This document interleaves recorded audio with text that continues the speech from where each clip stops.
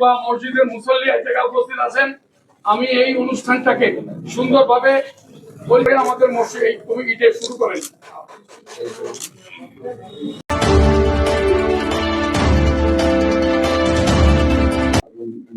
নামাজ পড়তে আসছেন এই মসজিদের জন্য যদি আমার কোনো সুযোগ থাকে আমি সর্বোচ্চ চেষ্টা করবো।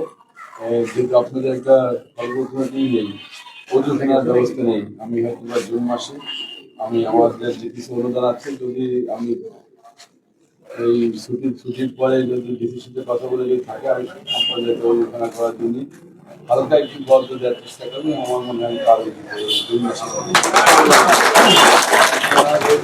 নাজির জে ইমদাদুল হক অনুষ্ঠানে স্থানীয় রাজনৈতিক, সামাজিক ও ব্যবসায়ী অঙ্গনের বিভিন্ন নেতৃবৃন্দ উপস্থিত ছিলেন। এ সময় আরও উপস্থিত ছিলেন সদর উপজেলার বিএনপির সভাপতি লেলিন শিকদার, রাজনৈতিক ব্যক্তিত্ব ফজলুল কবির দ্বারা, যুবদলের সভাপতি রিয়াজ উদ্দিন লিটন, সাধারণ সম্পাদক রাশেদুজ্জামান পলাশ এবং যুব নেতা সাজেদুর রহমান লিওন সহ অনেকে।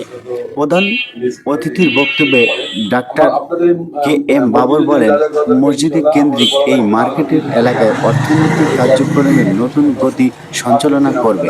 পাশাপাশি মার্কেটের আয়, মসজিদের উন্নয়ন ও রক্ষণাবেক্ষণ গুরুত্বপূর্ণ ভূমিকা রাখবে। তিনি ব্যবসায়ীদের সৎ ও নৈতিকতার সঙ্গে ব্যবসা পরিচালনার আহ্বান জানান। পরে দোয়া ও মোনাজাতের মাধ্যম দিয়ে অনুষ্ঠানের সমাপ্তি হয়। এ সময় দেশ ও জাতির মঙ্গল কামনা করা হয়।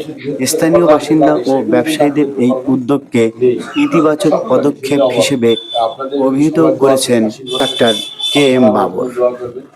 SBL নিউজ 24 প্রতিবেদন। মনে জ্ঞানে 10 তলা বিল্ডিং করলাম কিন্তু সেইখানে কোনো কিছু নেই।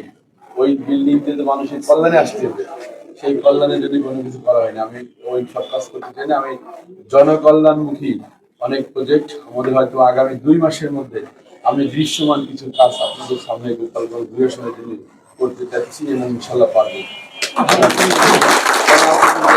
আমরা একটা রেল লাইন উদ্বোধন করে দিচ্ছি ইনশাল্লাহ আগামী মাসে। তারপর আমাদের পৌরসভায় পানির প্রচন্ড সংকট, এই পানির সংকটের জন্য আমি কাজ করছি। আমি মন্ত্রণালয়ে 2-3 গেছি,